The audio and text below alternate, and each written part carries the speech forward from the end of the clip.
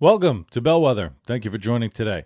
Today is a bit of a milestone for me. I have just hit 50 podcasts, and that is a milestone of sorts, I guess. It's something I'm fairly proud of, so that's good. Today I want to talk. So in that vein, I guess I will be a little more sharing today, a little more vulnerable today. And I was out on a run the other day. And I like to pose myself questions when I go for a run. And it helps me get through, 8, 10, 12 miles, just thinking through why I do whatever I do. And I was thinking back to the Ironman I did. It was about 6 months ago at this point, maybe a little more. And it was my first Ironman. I was very proud of it. I worked as hard as I could to get ready for it. I didn't, do this amazing job, but I finished it, and that's what my goal was. And I was very excited that I finished it. And I was thinking about how I signed up to do triathlons this year, and they're not happening because of the coronavirus and all that other stuff. And so, my head was just all around that. And I was thinking, well, what did I learn that I can implement today? So, that's what I thought. What did I learn in the Ironman that, is really relevant to today? And I was thinking about, just the similarities of doing a triathlon and what we're dealing with today, and there's a lot. There are a lot of similarities, a lot of things that we have to deal with in isolation, and Ironman is effectively, and triathlon effectively, is a solo event. It's an event for people who enjoy solitude, and I am very much a solitary individual. I love my alone time. I love my individual time, and I think that's part of the reason why I really like to do triathlons. So I did a podcast on, what I thought I learned about the Ironman. It was a couple days after. I still hadn't really fully healed. But, you can listen to that if you want to know about the actual event and what it is. But today I want, for an Ironman, it's about 140 miles in a day. You're swimming, biking, and running. It's an undertaking. And here's what I love about triathlon. What I love about doing a triathlon is that there's this weird juxtaposition in triathlons. The community, the triathlon community, is amazing. Very supportive. The other athletes, the fans, the volunteers, everybody is just this amazing, supportive community that you actually feel like you're part of a team, and that's great. But a triathlon it's a solo event, so you get the juxtaposition of this, big team, everyone cheering you on. Let's go team, go. And it's up to you to swim by yourself 2.5 miles, to bike by yourself 112 miles, to run by yourself a marathon. And for some people, they could do that in 8 to 10 hours. That's great. Average Ironman does it in about 12. I'm a little below average. It's what I've been told my whole life, and that's okay. But it took me a little more than 12 hours. And that is a lot for people. I think the limit is 16 hours to finish it. For people doing swimming, biking, running, 12, 14, 16 hours. And yeah, there are people on the course and volunteers and everything, so you get a little bit, but they're not with you the entire time. And so for that reason, I call it a solo event. You have to do the work to finish an Ironman, to finish a triathlon, and all of that. And so when I think about solo event, pure isolation for 12, 14, 16 hours, mind games, solitude, everything that you have to do. It's very relevant to what we're dealing with today as we sit in quarantine for, 6, 7, 8 weeks, who knows, with this big corona, COVID-19, whatever you want to call it. And so triathlons are some of my favorite people to be around. I'll say this too, if there are triathletes listening. They're the people you want to be. Okay, when I think of a person I want to be like, and that's another reason why I keep coming back to triathlons. It's generally a triathlete. They're fit, they're lean, they're very relaxed. And I think part of the reason they are who they are is because they have to go into their mind to do all of these big events. The first time I did a triathlon, I had no idea what the hell I was doing, but everyone was so welcoming, humbling, very supportive, matter of fact. I had a conversation with one guy at one of my races. It was one of my first couple ones. Turns out he was a world champion. I had no idea. He was just talking to me about, oh, yeah, how you doing, blah, blah, blah. I wouldn't have known it if someone didn't tell me. He was, that's the kind of people that triathletes are. And they're good company. They're just good company. And that's why I like triathletes. And doing a triathlon, doing an Ironman is, it's for some, it's just a completely life-changing event. If you watch the end of an Ironman, people just come across the finish line, they just start break down crying. It's very big. It's a big testament to what your physical body can do. Okay, it's 140 something miles in a day. It's a physically taxing thing. But with that solitude, with that isolation, with being inside of your mind, there's a reason they call it a mental sport. And when you think about the 10, 12, 14, 16 hours that you have to swim, bike, and run, you have a lot of time to think. And a lot of people don't like to think. A lot of people don't like to, look at any political discussion. But the reason we don't like to think, and the reason we don't like isolation, at least this is what the research says, is that we don't really want to explore our minds. Whether it's the fear of the unknown, the fear of what we might discover, the fear of getting an answer to something that we don't really want to answer. And so the mental event of doing an Ironman event and a long triathlon is fairly significant. So, but most people talk about the race and the 12, 14, 16 hours of the race. But what they leave out is that in order to prepare for an Ironman, you have to do an immense amount of training where you're also by yourself and you're also with your thoughts. 3 weeks before the race, you're going for maybe an 8-hour bike ride. During the week, you're going for 90-minute swims. You're going for 4-hour runs. When you compile the hundreds and hundreds of hours that you have to train by yourself, it's quite a lot of time to be alone with your thoughts. And so that's part of the challenge of triathlon is figuring out how you want to be with your thoughts. And I dig it. I've learned to dig it. And I really, this gets me jazzed. I explore in my mind why I do the things I do. This is why I ask myself questions when I go for a run, why I think the things I think, why I believe the things I believe. When I ask myself, sometimes these are heavy questions I ask myself on a run, but I'm not talking to anybody. So I'm having a full conversation in my head about why do I believe it? It's almost like an interview. You're sitting on the couch. Johnny Carson's sitting there asking you questions. Why do you believe that? Well, this is why. Well, what about this? And what about that? And so you learn. And next week I'm going to talk about, I feel like these thoughts on isolation and solitude, I'm going to be doing more podcasts on them. Next week I'm going to talk about why I quit drinking. And then I've got a few other ones thinking about. But when you think about some people quit drinking for health reasons. I have a few reasons why I did it, but the reason I got to that point was, I would say, thanks to my training and my thinking about it and what it was doing to me and what it was doing to my family and what it was doing to my business and all of that. I credit my alone time, my thinking time about the person that I wanted to be. And that's what we get. I am a solitary person. Okay. And I feel like I've become more solitary because I've greatly enjoyed my ability to think. I've greatly learned to enjoy this curiosity about who I am as an individual, why I am as an individual, where it comes from, and my experiences, and how did that mold me into some particular person that, as I'm on this little rock pebble spinning through it. It's very philosophical, and I love it. It's fun.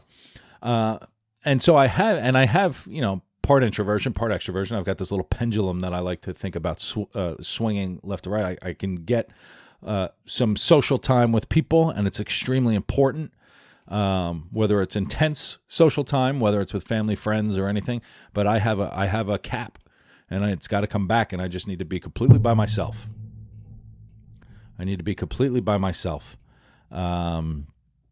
for a short period of time, and then it comes back, and I can kind of go in and out, and I get my little micro interactions as I work out of the library, or I go for a walk around the block and I say hi to people. But we all have different levels of social time and thinking time and everything else. And so that's really who I am. It's a person who loves his solitude, who loves to be alone. And I tell you that simply because I love what I'm able to do in my time by myself. I don't watch television. I don't drink. I do read books. And it sounds so odd that I just like to think. And how you think, how you figure out your mind is how you deal with solitude and isolation. When we're in Coronaville now, and it reminds me of, as we think about 20, 30, 45, 60, 90 days in an apartment or in your house, some of us by ourselves. When I think of mile 20 of the marathon of an Ironman, they're very similar. You don't know where the finish is. You know it's a few miles away. You want to quit. You want to just get out and bust out and just say, I'm out, forget it. I don't want to do this anymore. And so the similarities are pretty intense. And so when I think about, going back to my training, some of the best advice I received was on one of my training days. And there are so many people, if you wanted to sign up for a triathlon, any length triathlon, triathletes are extremely generous with their time. So I have friends of family, friends of friends who had done them, all gave me plenty of time to talk about my strategy, the food I was eating on the course, and what I was thinking about this and that. And if I didn't have those conversations, I would not have finished, right? In particular, Albert was this guy named Albert. I know a guy named Albert. Now I do. Was extremely helpful. And it got me through. I wouldn't have finished without talking to Albert. Albert was just, my guy. He's a colleague of my sister's. But the best advice, as I reflected on it, was actually from a stranger. I was out at 5 a.m. swim time, waiting for the pool to open up, and I just struck up a conversation with the guy. Actually, he struck it up. I'm not much of a conversation strike-upper, but he started talking to me about why I was swimming, what was I training for, and it turns out he had done dozens of Ironman. He was a real Ironman athlete, not like me. And so I didn't ask him for advice. We were just talking about it and what I was doing and what he was doing, and he said, "Look, I'll give you a piece of advice." And I said, "Okay, great, love advice." And he said, around somewhere between mile 15 and 20 on the run, you are going to go into a very dark place. And he's like, you can't do anything about it. Let's just know that you are going to be there and just know that it's coming. I was like, all right, super. That's ominous. Thank you, stranger. No idea who this guy is. I've never seen him again. But it resonated with me, and it stuck with me. I told my wife about it. I'm like, this guy told me I'm going into a dark place. This is scary. It was the best advice I received. And everybody's different, but the reason it was the best advice for me is that I was prepared for it. I wasn't really prepared for it, but I knew it was coming, which was, I wasn't surprised by it. And fortunately for me, it didn't hit me until mile 22. And I know the exact moment when it hit me, and I only had 4 miles left. But the fact that I knew it was coming was so incredibly helpful. And everybody's got different dark places. Everyone's dark place looks different. But I feel like there are probably similarities. I feel like most people have a dark place. Maybe I'm just a lunatic and crazy. My dark place, which I go in and out of, it just has, you question your capability. You get these cracks and I call them cracks in the foundation of confidence. My dark places are, just kind of sadness. I feel like crazy, guilty things for things I never did. I don't know why it happens. It sounds very bad. Sometimes it lasts a couple days. Sometimes it lasts, an afternoon. My wife gets it now. I'm just saying, look, I'm in one of my places, and she says, fine. She knows it's not her fault. We're able to talk about that stuff. I just get, I have these feelings of fear and expectations of failure, and it's just kind of comes and then it goes away, and it comes and goes away. And it's a little worse than just like a melancholy feeling. Not quite like full-blown depression where I'm going to go jump off a bridge, right? It's not like anything like that, but it comes and it goes. And I feel like other people, it may not be specifically like that, but I feel like everybody has a dark place where they kind of question their ability and question their confidence. And it's disconcerting. It's uncomfortable. We don't like to feel that way. And a lot of times we feel that way because we're stuck in isolation and we're stuck in solitude. And we're starting to think about, as I think about our mental health, and I've done a few podcasts on why we don't like to be alone with our thoughts, is because we remember all of the negative things that happen. We remember all of our failures and all of our hopes and dreams that haven't been realized yet. And so when we think about all of those things, there are choices on how we can respond to it. But so that's my dark place. And when you hit a dark place on a place like a triathlon,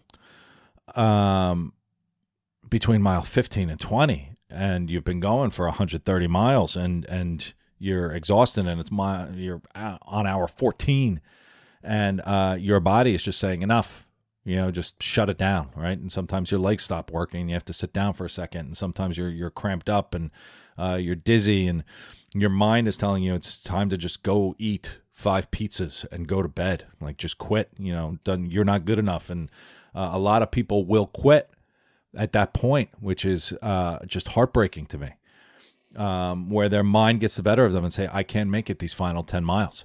Because when you take a look at, I've gone 130, I have to go another 10. It's another 2 hours of this. And your body is beat up. And, you're eating your chicken soup or pretzels or Gatorade or whatever they have on the course. And at a certain point, you're just like, forget it. I can't do it. And then on reflection, you just say, I could have done it. Right? You stop, you quit the race, you don't get your medal, you don't get your little t-shirt that says you finished it. And you know that you probably could have if you had thought about it differently. And that's this dark place. Every triathlete gets it. And it's a question of, are you capable of doing what you're doing? And are you good enough? And did you train hard enough? And why are you even there? And as I was looking at, it took me like 13, 14 hours to finish an Ironman. I had 4 miles left, and I had a pretty good run up until that point. And then it just like, bam, wall. And fortunately for me, and fortunately for my dark place, which I deal with on a regular basis, I deal with it all of the time. My fear of failure and telling people that I couldn't do something is much darker than my dark place. And so that's what gets me out. The thing that got me from mile 22 to 26 was I didn't want to tell people that I couldn't do it. I run my mouth all the time about how anything is capable. We're capable of doing anything. We can do anything we put our minds to. And for me to go to tell people, yeah, we can do everything we put our minds to, except me, I couldn't do an Ironman. That fear of telling people that I failed wasn't really going to help me. So that got me past it. And so my brain is taunting me, stop. My legs are telling me stop. My back, everything. Like you just, you do it, and you think about the end. Last year, I guess it was, Alan Goldstein was a guest on the podcast. He's a good friend of mine. He's another coach. He's part of a networking organization I belong to. Shared the old saying, when you are painting a fence, just paint the fence. And I love it, and I've adopted it, and I tell people it, but I always give him credit because he's the one who shared it with me. It's a reminder to be present on what you can control in the moment. And I thought about that a lot throughout the race. When I was on my swim, it's like an hour and a half long swim, and you're just sitting there. If you're not thinking about the swim, you're not going to finish it. If you're thinking about the bike ride or the run, you have to be aware that it's there. But in the moment, you just have to focus on painting that fence of swimming your 2.5 miles when you're riding your bike. Don't worry about your legs on mile 10. Be aware that it's coming and make sure that your bike ride is going the way that it's supposed to be going. But you have to figure out how to enjoy your 112-mile bike ride in the moment. Otherwise, you're not going to finish. And that's what I did. At mile 90, I was like, wow, I'm about to hit 100 miles. I never have to do that again. Isn't that amazing? You hit 100 miles, say, wow, only 12 miles to the end. And you break it down, painting the fence in the moment. And that's when we think about isolation and solitude, what are you doing to paint your fence? When you sit and think and say, wow, I've been inside for 6 weeks. And I might have to do it another 6 weeks. That's depressing. And that's painful. And so when you think about, there's a finish line, that's what got me. I said, I just have 4 miles left or 10 miles left or whatever it is. In 10 miles, I could sit down and eat my 5 pizzas and go to bed. And it's going to be so comfortable. And it's going to be so nice. And it's going to be so great to stretch my legs out and everything else. Know that there is a finish line. And there will be a finish line, with Corona. There will be a finish line with where we go from all this isolation. We know now they may be moving the finish line, right? It may be coming, we may see it on the horizon and then they say, oh, well, we're going to push it back another 2 miles. So tough luck. But drawing on who you are to get to that point, know that you will eventually hit it. And for me, getting out of my dark place is to know that I have to finish something that I start. I cannot fail. That gets me through to the end. I have a vision in my head. I had a vision while I was going through it of telling people that I had completed it and how proud I'd be of it. And that's something when you set out to do something and you finish it, nobody can take that from you. And we're all going to have our stories about how we dealt with Corona and isolation and solitude, and everybody is going to have a solitude story.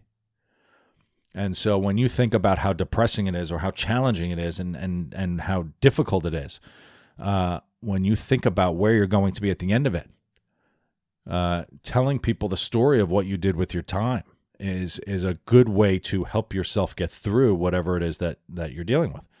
I in my head at mile 22, I had to kind of interview in my head Jim, the Ironman finisher. And what did I learn? And what did I do? And how much did you enjoy it? And blah, blah, blah, blah, blah. So think of that as your coaching exercise today. There are lessons in your isolation and your solitude. And everybody's got advice on what you're supposed to do. Everyone's just saying, oh, well, just, learn something new. And if you leave here without, learning something new, you failed. And those people can, quite frankly, kiss your ass. How you spend your time is up to you. That's your thing. And this is, the story I told today is about how I'm spending my time. I'm learning new things. I'm doing, but that's me. That's who I am. And that's what I want to do. For other people, you can do whatever it is that you want to do. But think about who you want to be at the end. What's the story you're going to tell at the end?